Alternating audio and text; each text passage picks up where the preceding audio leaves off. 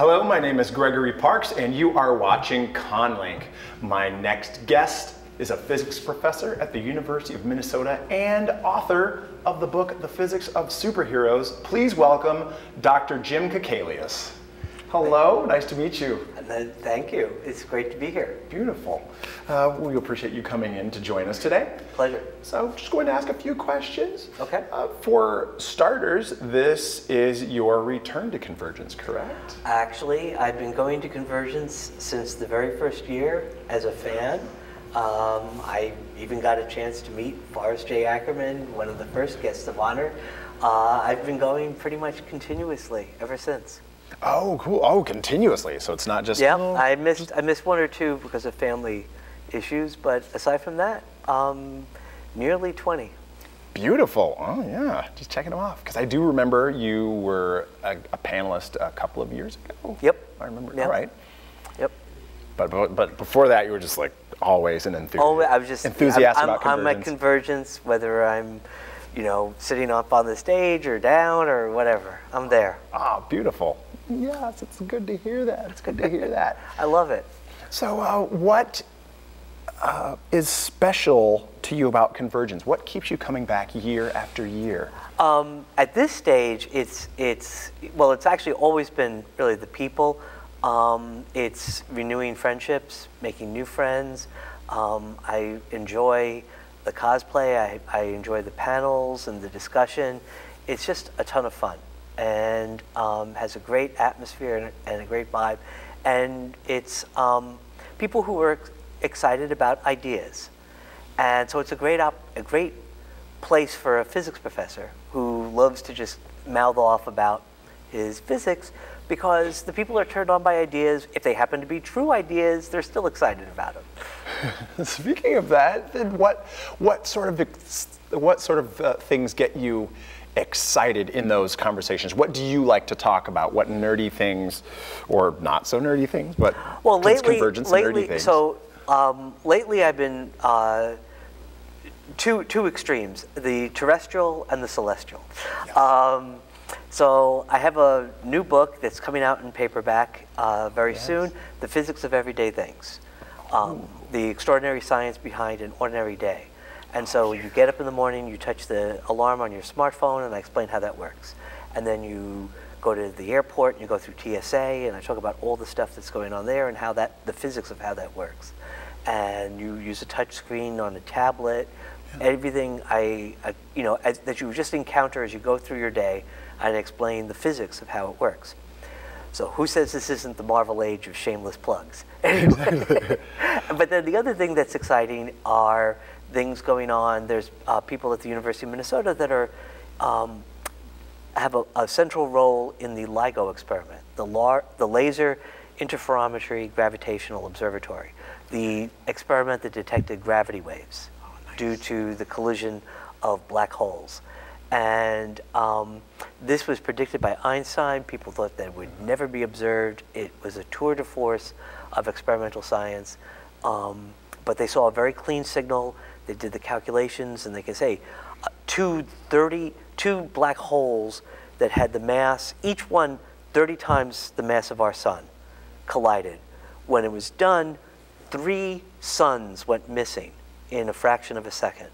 The mass of 3 suns, and that got converted into energy that created ripples in space-time a long time ago in a galaxy far, far away. And these ripples came and passed through Earth, and it was detected.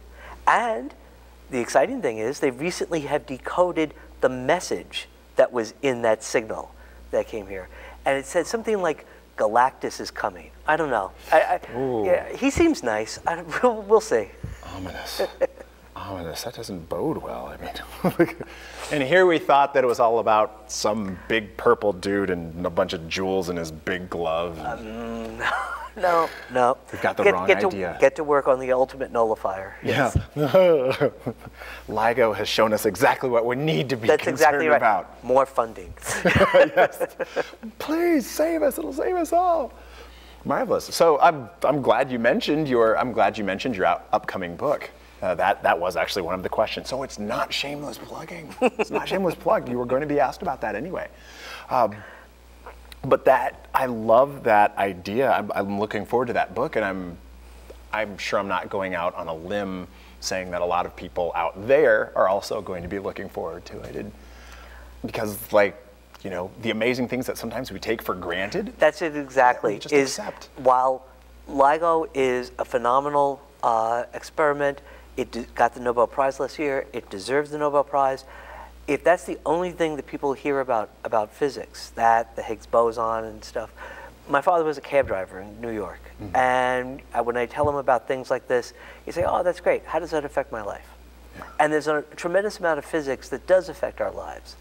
And so I'd like to explain that stuff as well. Beautiful. That will be amazing. I look forward to that coming out. Thank you for working on that book. Is there, what other projects are you working on? Oh, right now, I'm, you know, it takes a lot of time producing books, yeah. And have to get back to my research, and I'm working on that. And that's kind of esoteric issues about looking at noise and nanostructures and blah, blah, blah. I have an idea for another book, trying to make it as marketable as possible, the quantum mechanics diet. How quantum physics will enable you to lose 20 pounds, grow a full head of hair, and find true love. With a little asterisk saying, individual results not guaranteed due to the uncertainty principle. I got the title, I just have to figure out what to put in the book. Yeah, like what angle do you take? Details. Yeah, well, you know, when you're dealing with quantum mechanics, you know, any angle that you that's can true, take is like, that's true. There must be on one of the many worlds, someone's already done this. So if I could just find out what they put down. Exactly. What would that entail? Well, you know, the answer is it could be anything. Yeah. Marvelous. So, what is the thing that made you fall in love with sci-fi and fantasy? Yeah, so I'm actually unbelievably old, and I remember with Star Trek, you know, back when there was no original series or Next Generation, there was just Star Trek. When that came out, and I even remember when in the 3rd season they shifted it to late at night on a school night, and we couldn't stay up to watch it. Those things got me excited. Fantastic Voyage. The movie, the novelization by Isaac Asimov. I didn't even realize at the time that it was actually commissioned. It was actually a novelization. The script was first, the movie was first, and they hired Asimov to write this. But it was just so, it just excited me, and then it got me turned on to ideas.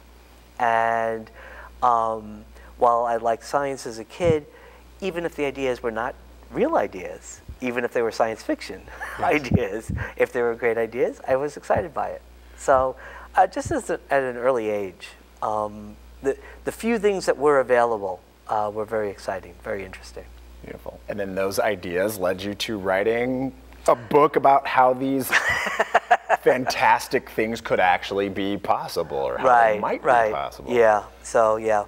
That took a while, obviously. The working title of The Physics of Superheroes originally was My Midlife Crisis. But we decided to go, the publisher decided Physics of Superheroes was a little bit better title. It was probably a good choice.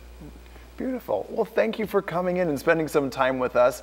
It's a pleasure to have you. Same here. We appreciate your participation and long devotion to CONvergence, and we look forward to seeing you at the convention this year.